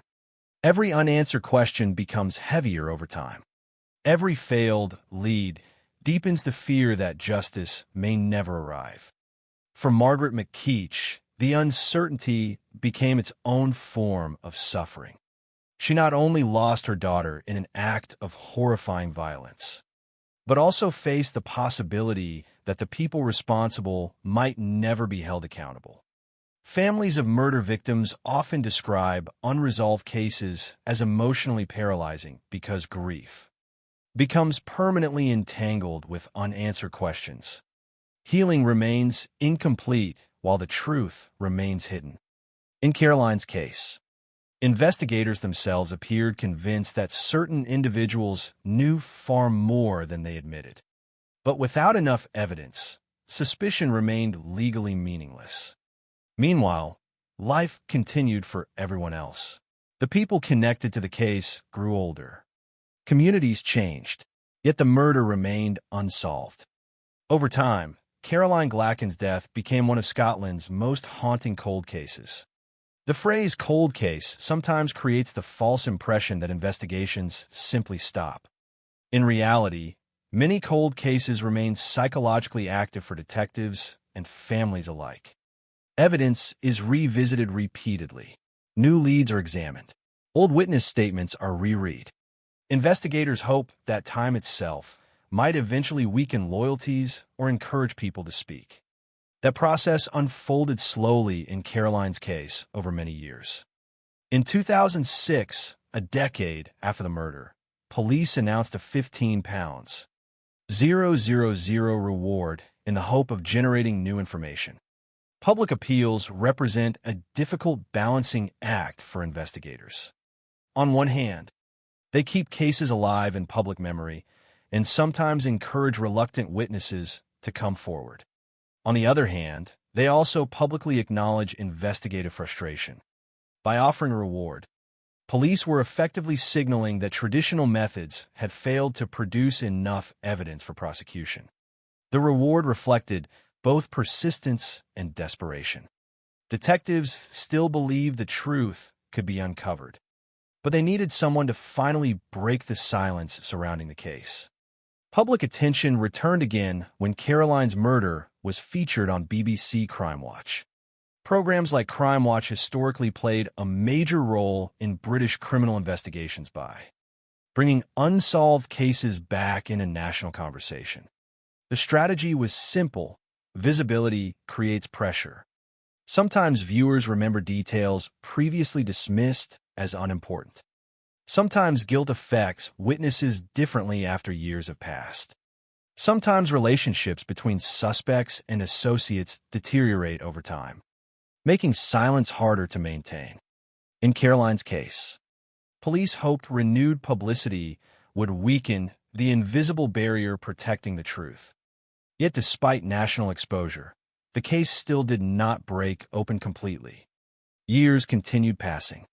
The murder remained unsolved through changing decades, political shifts, technological advances, and generational change.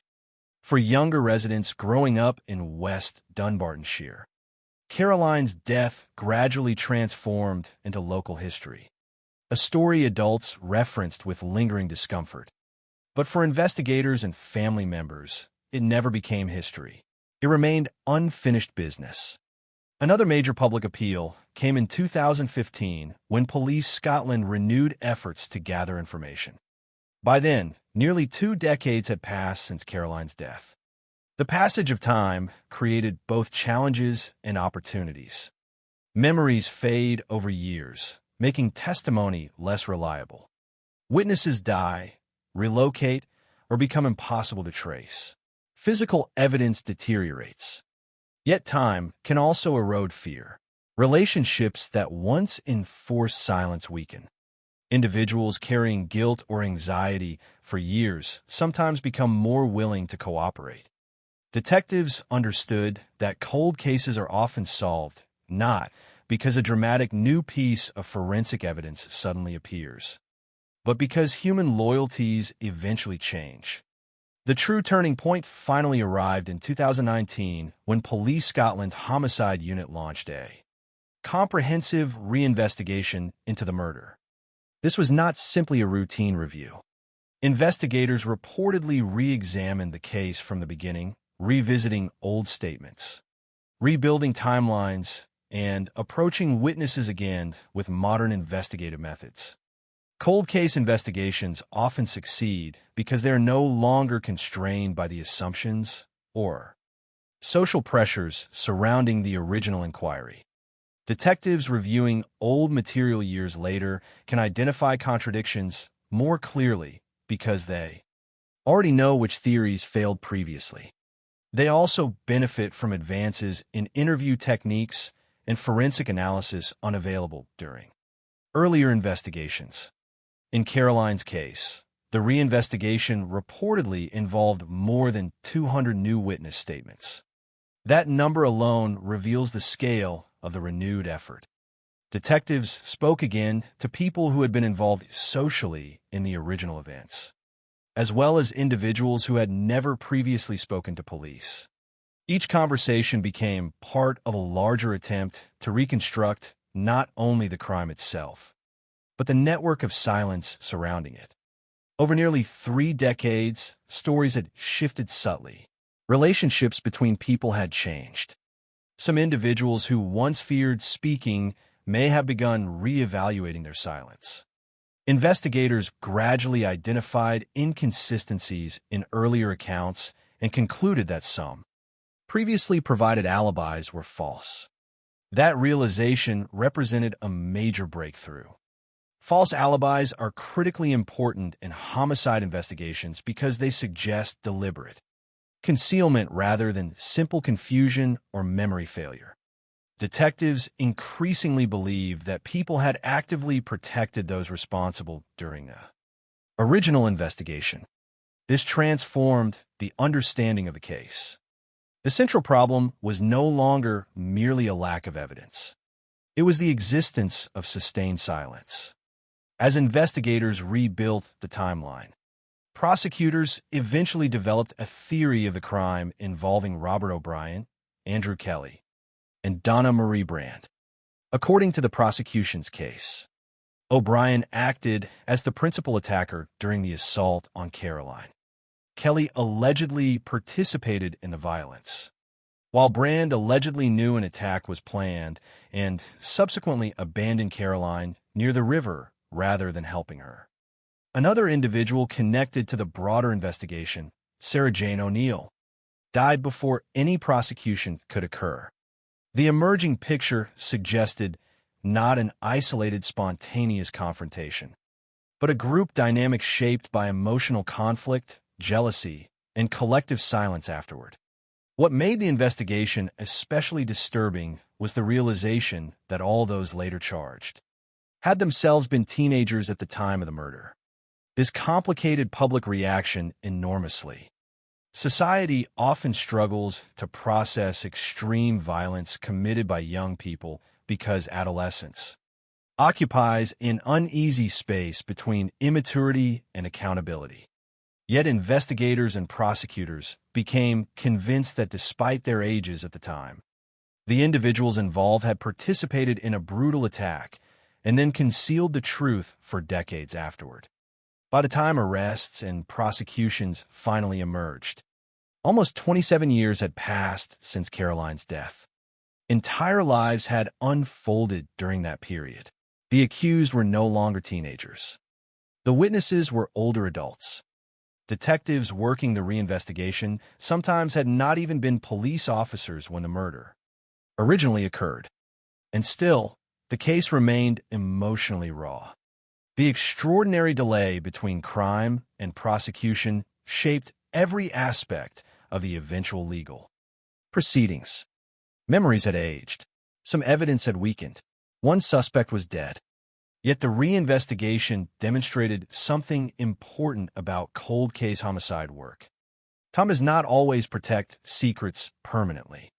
Sometimes it merely postpones accountability. In many ways, the investigation into Caroline Glacken's murder became a study in the destructive power of silence. Detectives repeatedly encountered evidence suggesting that the truth existed inside the community from the beginning, fragmented across conversations, rumors, and hidden knowledge. The challenge was never simply identifying potential suspects. The challenge was breaking through years of fear and loyalty strong enough to prevent witnesses from speaking openly. When the case finally moved toward prosecution decades later, it was not because one miraculous piece of evidence suddenly solved everything overnight. It was because investigators slowly dismantled the silence surrounding the murder piece by piece, until enough truth finally emerged to bring the case into court. When the trial finally began at the High Court in Glasgow in 2023, nearly 27 years had passed since Caroline Glacken was found dead beside the River Leven. An entire generation had grown up during the time between the murder and the courtroom proceedings. Teenagers who once whispered rumors in Bonhill were now adults with families and middle-aged faces. Detectives who originally worked the case had long since moved on or retired. Scotland itself had changed politically, socially, and technologically. Yet despite the enormous passage of time, the emotional gravity surrounding Caroline's death had not disappeared. If anything, the delay intensified it. The courtroom became more than a place to determine criminal guilt. It became the setting where nearly 3 decades of silence, fear, grief, and unresolved suspicion were finally forced into public view. One of the most striking aspects of the proceedings was the contrast between the age of the defendants in court and the age they had been when Caroline died. Robert O'Brien, Andrew Kelly, and Donna Marie Brand were no longer teenagers. They had spent most of their adult lives outside prison, while Caroline remained permanently 14 years old in public memory. That contrast carried enormous emotional weight throughout the trial. Time had moved forward for everyone except the victim. Caroline's life had ended beside the river in 1996, while the people accused in connection with her death continued building futures for themselves during the decades that followed. By the time prosecutors presented the case in Glasgow, the trial no longer concerned only the violence itself. It also concerned the years of concealment afterward. The Crown's case focused heavily on the relationships, tensions, and false narratives surrounding the murder. Prosecutors argued that Caroline had been lured to the riverside area near Dillichip Bridge because of emotional conflict involving jealousy and teenage relationships. Central to the prosecution's argument was Caroline's relationship with Robert O'Brien. Witness testimony presented during the trial described Caroline as besotted with him, emphasizing the depth of her emotional attachment. That detail mattered because prosecutors portrayed Caroline not as someone entering a dangerous confrontation knowingly, but as a vulnerable 14-year-old girl emotionally invested in a relationship she trusted. The prosecution argued that this vulnerability was exploited. According to the Crown's case, O'Brien was the primary attacker during the fatal assault. Prosecutors alleged that Andrew Kelly also participated in the violence against Caroline. While Donna Marie Brand knew beforehand that an attack would occur and later abandoned Caroline without seeking help after she entered the river alive. The courtroom reconstruction of events painted a grim picture of collective cruelty rather than isolated impulsive violence. As prosecutors described the attack itself, the brutality of the injuries again became central. The court heard that Caroline suffered repeated blows to the head and face, along with punching and kicking. The forensic conclusion that she was still alive when entering the River Laven remained one of the most devastating facts presented during proceedings. Even after nearly 3 decades, that detail retained its power to shock. It transformed the case from murder into something that many observers experienced as almost incomprehensibly cruel. The prosecution emphasized that Caroline had been left in the river injured and vulnerable rather than receiving assistance. During the trial, witnesses revisited fragments of the social environment surrounding the murder. Some testimony focused on tensions between Caroline and Donna Marie Brand. Jurors heard claims that Brand had allegedly threatened to batter Caroline before the killing. While teenage arguments and emotional conflicts are common, prosecutors argued these tensions formed part of the broader motive behind the attack. Jealousy, emotional rivalry, and group dynamics became recurring themes throughout the proceedings. Yet, because the case involved events from nearly 3 decades earlier, the courtroom atmosphere carried unusual complexity. Memories had inevitably faded over time. Witnesses struggled at points to recall exact sequences or conversations from 1996. Defense teams highlighted inconsistencies and challenged the reliability of recollections shaped by decades of rumor, discussion, and public attention. That is one of the greatest difficulties in delayed prosecutions. even when investigators believe they have uncovered the truth. Presenting that truth convincingly after many years becomes extraordinarily difficult. Human memory is fragile. People forget details, confuse timelines, and reinterpret old experiences through the lens of later events. Prosecutors therefore relied not only on individual memories, but also on patterns emerging across multiple statements, reinvestigation findings, and evidence that earlier alibis had been false. One of the most damaging aspects of the case against the defendants involved those false accounts. Detectives who reopened the investigation in 2019 had reportedly identified serious inconsistencies in earlier witness statements and alibis. The prosecution argued that some individuals connected to the case had deliberately lied about their whereabouts during the night Caroline died. False alibis are deeply significant in criminal trials because they suggest consciousness of guilt or involvement.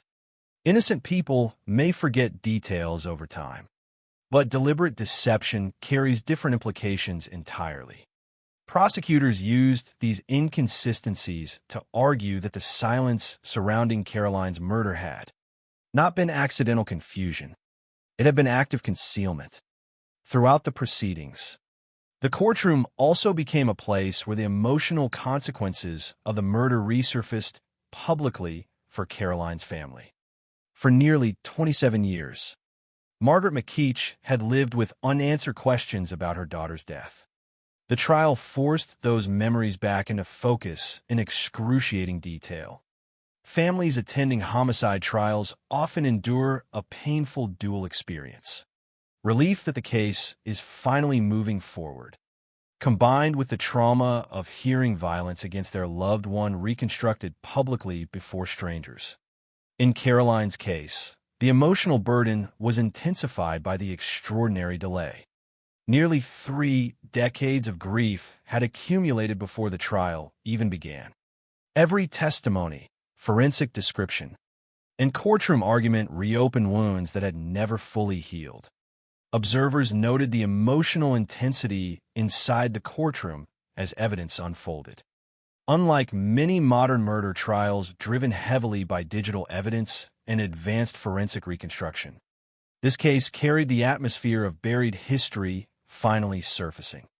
Witnesses were not simply recalling a recent crime. They were revisiting events from another era of their lives entirely. Many had been teenagers when Caroline died. Some had spent years living under the shadow of the unsolved murder. The passage of time created a strange tension throughout proceedings. The defendants sat in court as older adults. Yet the prosecution continually returned the narrative to the actions and emotions of teenagers in 1996. The defense teams faced major challenges partly because of this same passage of time. Decades-old prosecutions inevitably create opportunities to question reliability. Memories deteriorate. Witness recollections become inconsistent. Some individuals connected to the case were no longer alive, including Sarah Jane O'Neill, who had reportedly been identified during the investigation but died before prosecution could occur. The defense could therefore argue that key aspects of the case relied heavily on reconstructed narratives rather than immediate evidence gathered contemporaneously. Yet prosecutors countered that the long delay itself resulted partly from the silence and dishonesty surrounding the original investigation. In other words, the very deterioration of evidence over time became connected to the alleged concealment that followed the murder. As the trial continued, the cumulative effect of the evidence became increasingly difficult to ignore. Prosecutors presented not a single dramatic revelation, but a broader pattern of behavior and relationships surrounding Caroline's final hours. The jury heard about the emotional tensions involving the defendants, the false alibis, the inconsistencies in witness statements, and the violent nature of the assault itself. Gradually, the prosecution sought to demonstrate that the murder was not an unsolvable mystery after all. It had always existed within a circle of people connected socially to Caroline. The central challenge had been breaking through decades of silence strong enough to prevent. Accountability.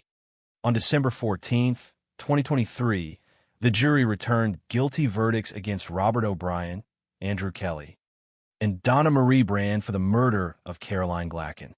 After nearly 27 years, Scotland's most haunting cold case finally reached a legal conclusion. The moment carried enormous symbolic weight because it represented not merely convictions, but the collapse of a silence that had protected the truth for decades. For Caroline's family, the verdicts marked the first formal acknowledgement by the justice system that the people responsible for her death had finally been identified and convicted. Yet even in that moment, the victory remained incomplete in the emotional sense. Murder trials can punish offenders, but they cannot restore stolen lives. The guilty verdicts did not erase the years Caroline never lived, nor the decades her family spent waiting for justice. Following the convictions, the judge described the murder using language that immediately drew public attention. He called the attack brutal, depraved, and above all wicked. The wording resonated because it captured not only the violence itself, but the moral horror surrounding the case. Brutal acknowledged the savage physical assault inflicted upon a 14-year-old girl. Depraved reflected the cruelty involved in leaving her alive in the river. But wicked carried a deeper emotional judgment about the sustained silence and betrayal surrounding the crime. The judge's language reflected the broader public reaction that had followed the case for decades. This was not simply another homicide.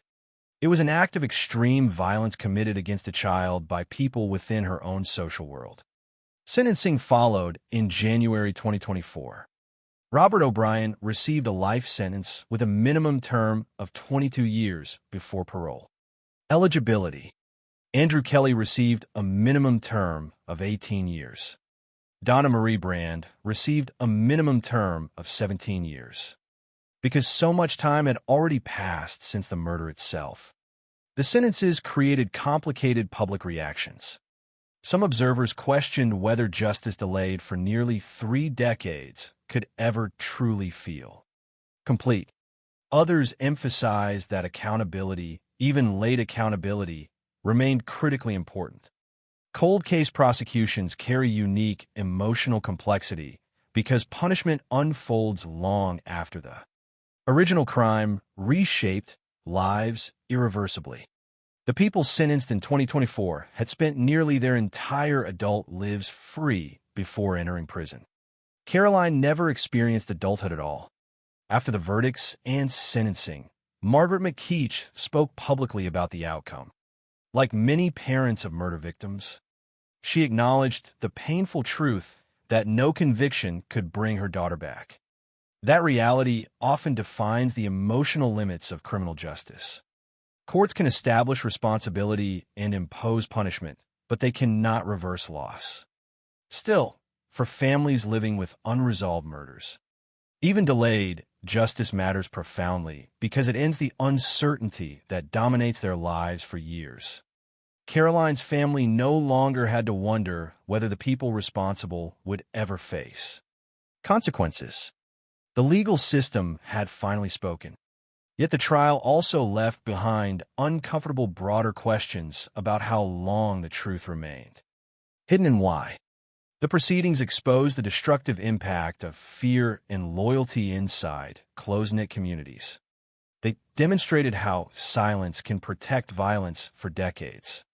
Perhaps most disturbingly, they revealed how many lives continued moving forward normally while the memory of a murdered 14-year-old remained frozen beside the River Laven. By the time the trial concluded, Caroline Glacken's case had become more than a cold case success story.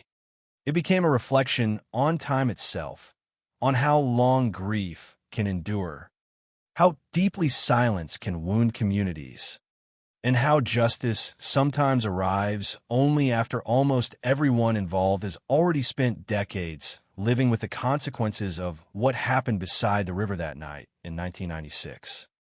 After the convictions were handed down in 2023 and the sentences delivered in early 2024, the legal chapter of Caroline Glacken's case finally came to an end. But the emotional and cultural impact of the murder did not end with the courtroom doors closing in. Glasgow. Some crimes continue echoing through communities long after the official proceedings conclude. And Caroline's murder had already spent nearly 27 years embedded in the memory of West Dunbartonshire before justice finally arrived. For many people in Bon Hill and the surrounding areas, the case had become more than an unsolved murder. It had become part of the landscape itself, woven into conversations, memories, fears, and local history. The River Lavin no longer existed in public imagination as only a river. For decades, it also represented the place where a 14-year-old girl lost her life and where the truth remained hidden beneath silence for almost an entire generation. The convictions forced many people to confront the past again. Communities affected by long unsolved murders often develop an uneasy coexistence with uncertainty. Over time, the absence of answers becomes normalized. Rumors harden into assumptions. Certain names are spoken quietly. Some people convince themselves the case will never truly be solved. Then, when arrests finally happen years later, old memories return suddenly and violently. Individuals who were teenagers in 1996 found themselves revisiting experiences they had buried decades earlier. Friend groups, relationships, conversations, and fears from adolescence resurfaced publicly through media coverage and courtroom testimony. For some, the convictions likely brought relief. For others, they may have reopened old guilt about things left unsaid for too long. Cold case prosecutions do not merely solve crimes. They resurrect entire periods of social history. Caroline's case exposed the hidden emotional cost carried by communities where violence and silence coexist for years. One of the most important themes emerging from the aftermath of the case was the destructive power of silence itself. Detectives involved in the reinvestigation made clear that the eventual breakthrough did not emerge from one miraculous discovery. Instead, it came from years of patient work, slowly dismantling false narratives and encouraging people to speak more openly about what they knew. That reality forces uncomfortable reflection. If witnesses had been more truthful in 1996, could justice have arrived sooner? Could Caroline's family have been spared decades of uncertainty? Could the people responsible have faced accountability before spending most of their adult lives free? These questions linger over many cold cases, but they felt especially sharp here because investigators concluded that false alibis and withheld information played such a major role in delaying justice. Silence in criminal cases is rarely simple. People stay quiet for many reasons. Fear is one of the most obvious. In close-knit communities, witnesses may fear retaliation, violence, or social isolation if they cooperate with police. Teenagers are particularly vulnerable to those pressures because their worlds revolve heavily around peer acceptance and loyalty. But silence can also emerge from confusion, emotional dependency, or the gradual normalization of dangerous behavior. In Caroline's case, many of the people connected to the events surrounding her death were themselves very young at the time. That does not excuse dishonesty or concealment, but it complicates the emotional landscape surrounding the investigation. The murder became not only a legal case, but also a study in how group dynamics among adolescents can create environments where truth becomes buried beneath loyalty and fear. For Margaret McKeach, the end of the trial marked the conclusion of a journey that had consumed nearly 3 decades of her life. Parents who lose children to homicide often describe time differently after the murder. Life continues externally, But emotionally, there remains a permanent division between the world before the loss and the world after it. Margaret spent 27 years carrying the knowledge that her daughter died violently beside a river while those responsible remained unidentified publicly. Every birthday, every holiday, every ordinary family moment unfolded beneath that absence. One of the cruelest aspects of unresolved homicide is that grief never settles into stability, because uncertainty constantly reopens it. Families wait for phone calls from detectives. They replay old memories, searching for overlooked details. They wonder whether the investigation is slowly disappearing into forgotten paperwork. In Caroline's case, Margaret endured all of that while also living inside a community where rumors and suspicions circulated continuously. When the convictions finally came, she spoke publicly about the reality that justice could not restore Caroline's life. That statement reflects a painful truth often lost in public fascination with criminal trials. Courts can punish offenders, but they cannot repair the emotional destruction left behind by murder. Caroline did not return home because 3 people were convicted in 2023. She remained 14 forever. Yet accountability still mattered profoundly because it transformed the story from an unresolved mystery into an acknowledged truth. For nearly 3 decades, uncertainty shaped every discussion of the case. After the trial, the legal system formally recognized what happened and who bore responsibility for it. That recognition matters to families because it ends the endless waiting for official acknowledgement. Beyond the courtroom itself, Caroline's case also became part of Scotland's broader conversation about cold case justice.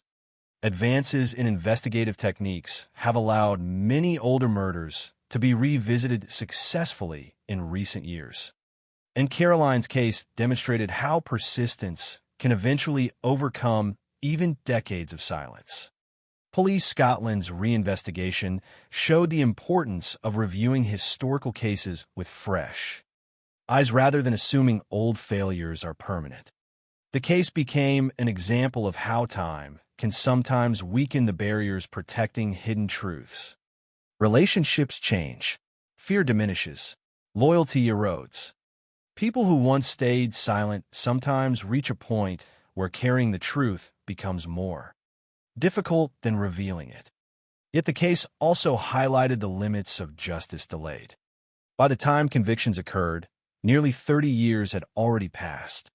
Witness memories had faded. One individual connected to the investigation, Sarah Jane O'Neill, had died before prosecution became possible.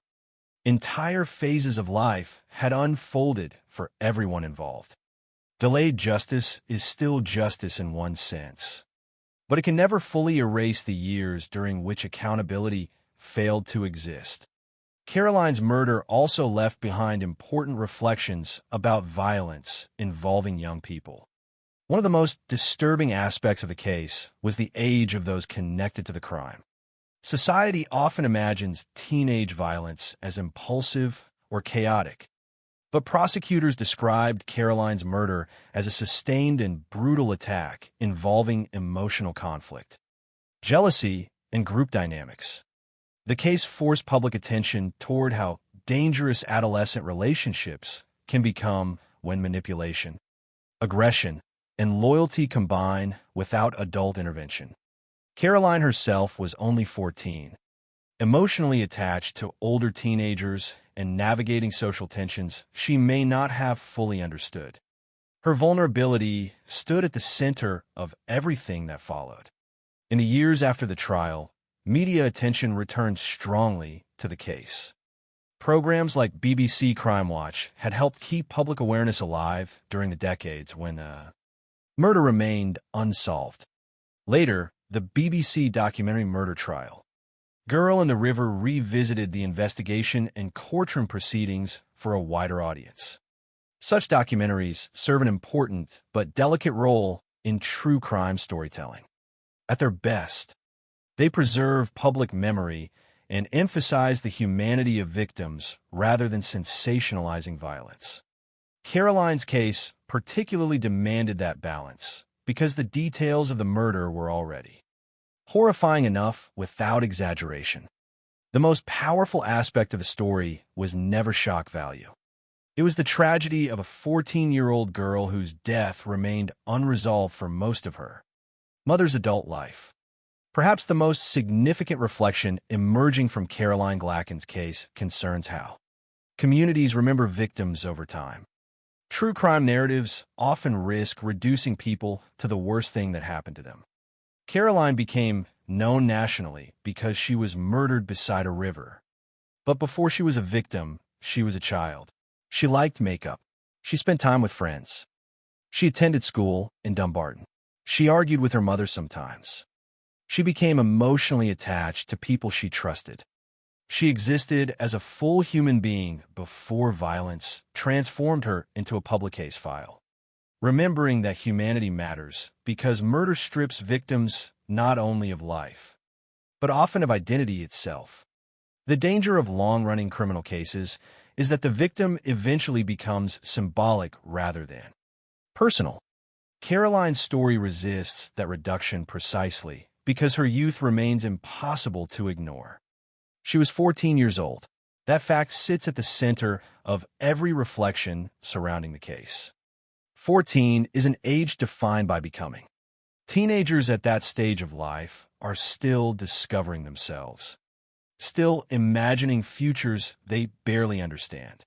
Caroline never had the chance to become older than the photographs shown during news reports and court coverage. Time moved around her while leaving her permanently frozen in adolescence. There's also something haunting about the symbolism of the river itself. Rivers appear frequently in criminal history because they conceal, erase, and carry away evidence. But they also symbolize memory and time. The River Laven continued flowing through West Dunbartonshire every day during the 27 years between Caroline's death and the convictions. People walked beside it. Seasons changed around it. Entire generations grew older near it. Yet beneath all that passing time remained the unresolved truth about what happened there in August 1996. In the end, the case was solved not because the past disappeared, but because the silence protecting it finally weakened. That may be the deepest lesson left behind by Caroline Glacken's murder. Secrets rarely vanish completely. They survive in fragments, contradictions, guilty memories, whispered conversations, and false stories repeated too many times. Investigators spent decades slowly pulling those fragments together until the truth became visible, enough for a courtroom to acknowledge it. Justice arrived painfully late, but it arrived because eventually people spoke. And perhaps that is where Caroline's story ultimately rests now. Not only in the horror of what happened beside the River Laven, but also in the persistence of those who refused to let her disappear into silence forever. For nearly 27 years, Caroline Glacken existed publicly as the unanswered question at the center of one of Scotland's most disturbing cold cases. Today, she is remembered differently. She is remembered as a 14-year-old girl whose life was stolen violently, whose family endured decades of grief waiting for accountability, and whose case proved that even the longest silence can eventually break.